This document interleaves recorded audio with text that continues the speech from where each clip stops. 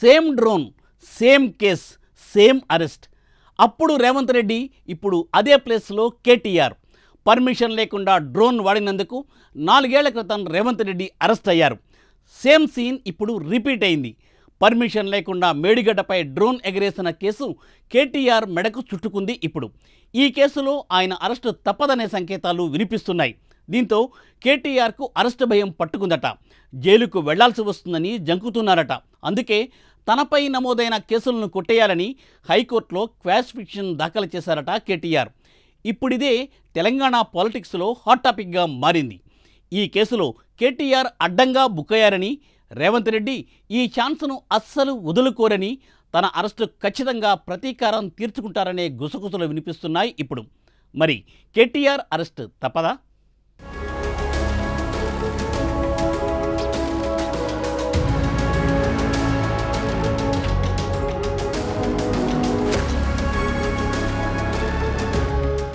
ఇటీవల అసెంబ్లీ, లోక్సభ ఎన్నికల్లో దారుణ పరాజయం తర్వాత బీఆర్ఎస్ తీవ్ర సంక్షోభాన్ని ఎదుర్కొంటోంది. 10 ఏళ్ల పాటు తెలంగాణలో తిరుగేలేని అధికారం చలాయించిన బీఆర్ఎస్ ఇప్పుడు ఇబ్బందుల్లో కూరుకుపోయింది. ఆ పార్టీ తరపున గెలిచిన ఎమ్మెల్యేలు కాంగ్రెస్ గూటికి చేరుకున్నారు. ఆ పార్టీ అధినేత కేసీఆర్ కుమార్తె కవిత లిక్కర్ కుంభకోణంలో అరెస్టై తీహార్ జైలులో ఉన్నారు. ఈ కష్టాలు చాలవన్నట్లు కాళేశ్వరం ప్రాజెక్టు నిర్మాణంలో జరిగిన అవినీతి నిగ్గు తేల్చాలంటూ దాఖలైన పిటిషన్ విచారణకు స్వీకరించిన భూపాలపల్లి జిల్లా కోర్టు బీఆర్ఎస్ అధినేత కేసీఆర్, మాజీ మంత్రి హరీష్ రావుకు నోటీసులు జారీ చేసి విచారణకు హాజరు కావాలంటూ ఆదేశించింది. ఇక ఇప్పుడు తాజాగా ఆ పార్టీ వర్కింగ్ ప్రెసిడెంట్ కేటీఆర్పై ఎఫ్ఐఆర్ నమోదైంది. మేడిగడ్డ బ్యారేజీ దగ్గర అనుమతి లేకుండా డ్రోన్ ఎగురవేసినందుకు కేటీఆర్, మరికొందరు బీఆర్ఎస్ నేతలపై తెలంగాణ పోలీసులు ఎఫ్ఐఆర్ నమోదు చేశారు. గత నెల 26న అంబట్పల్లి గ్రామంలో మేడిగడ్డ బ్యారేజీ దగ్గర కేటీఆర్ సహా బీఆర్ఎస్ నేతలు అనుమతి లేకుండా డ్రోన్ ఉపయోగించారని assistant executive engineer Vali Shaik ఫిర్యాదు మేరకు పోలీసులు ఎఫ్ఐఆర్ నమోదు చేశారు.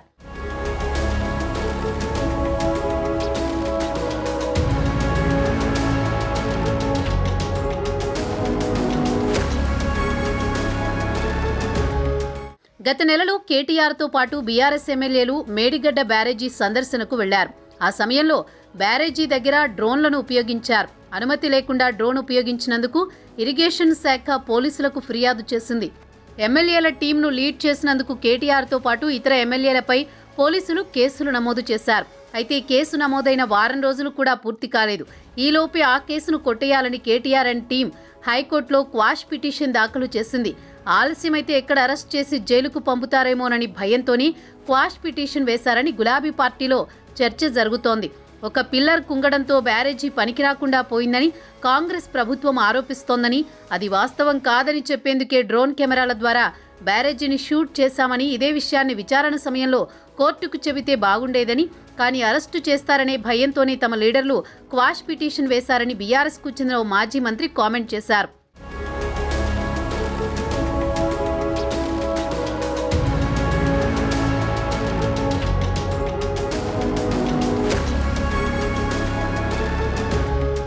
బీఆర్ఎస్ హయాంలో డ్రోన్ కేసులో ప్రస్తుత సీఎం రేవంత్ రెడ్డి జైలుకు వెళ్లారు. 2020లో చేవెళ్ల నియోజకవర్గ పరిధిలోని జన్వాడలోని కేటీఆర్ ఫామ్ హౌస్పై డ్రోన్ ఉపయోగించారు.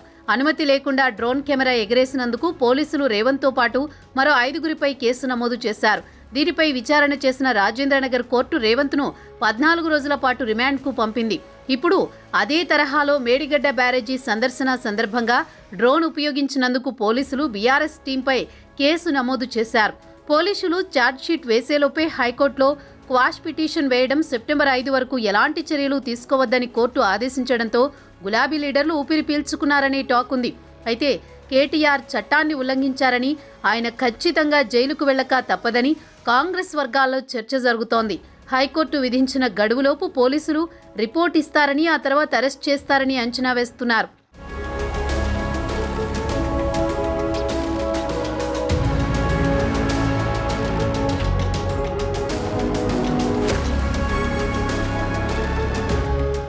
మేడిగడ్డ బ్యారేజ్పై కాంగ్రెస్ చేస్తున్న ఆరోపణలకు స్ట్రాంగ్గా కౌంటర్ ఇవ్వాలని బీఆర్ఎస్ నేతలు డిసైడ్ అయ్యారు. అసలు వాస్తవాలను ప్రజల ముందు ఉంచుతామని కేటీఆర్ ఆధ్వర్యంలో గత నెలలో బీఆర్ఎస్ ఎమ్మెల్యేలు, ఎమ్మెల్సీలు బ్యారేజ్ను సందర్శించారు. ఈ సందర్భంలో అనుమతి లేకుండా కేటీఆర్, మాజీ ఎమ్మెల్యేలు గండ్ర వెంకటరమణారెడ్డి, బాల్క సుమన్ మేడిగడ్డ బ్యారేజీ దగ్గర డ్రోన్ కెమెరాను ఉపయోగించి ఫోటోలు తీశారని ఇంజనీరింగ్ అధికారుల ఫిర్యాదు చేశారు. అత్యంత కీలకమైన మేడిగడ్డ బ్యారేజీ దగ్గర డ్రోన్ల వినియోగంపై నిషేధం ఉందని, అయినా కేటీఆర్ తదితరులు డ్రోన్ కెమెరాలతో తీసిన ఫోటోలు సామాజిక మాధ్యమంలో వైరల్ అయ్యాయని కంప్లైంట్ చేశారు. ఆ ఫిర్యాదు మేరకు భూపాలపల్లి జిల్లా మహదేవ్పూర్ పోలీసులు కేటీఆర్, గండ్రా, బాల్కా తదితరులపై కేసు నమోదు చేశారు. 2020లో ప్రస్తుత సీఎం, అప్పటి ప్రతిపక్ష నేత రేవంత్ రెడ్డిపై దాదాపు ఇలాంటి కేసునే బీఆర్ఎస్ ప్రభుత్వం నమోదు చేసింది. అప్పట్లో మంత్రి కేటీఆర్ నివాసంపై డ్రోన్ కెమెరాతో ఫోటోలు తీశారంటూ రేవంత్పై కేసు నమోదైంది. ఇప్పుడు మేడిగడ్డ బ్యారేజీపై అనుమతి లేకుండా డ్రోన్ ఉపయోగించి ఫోటోలు తీశారంటూ కేటీఆర్పై కాంగ్రెస్ ప్రభుత్వం కేసు నమోదు చేసింది. దీంతో టిట్ ఫర్ టాట్ అన్నట్టుగా అప్పుడు కేటీఆర్ తనపై కేసు నమోదు చేసినందుకు రేవంత్ ఇప్పుడు ప్రతీకారం తీర్చుకున్నట్లయిందని పరిశీలకులు విశ్లేషిస్తున్నారు.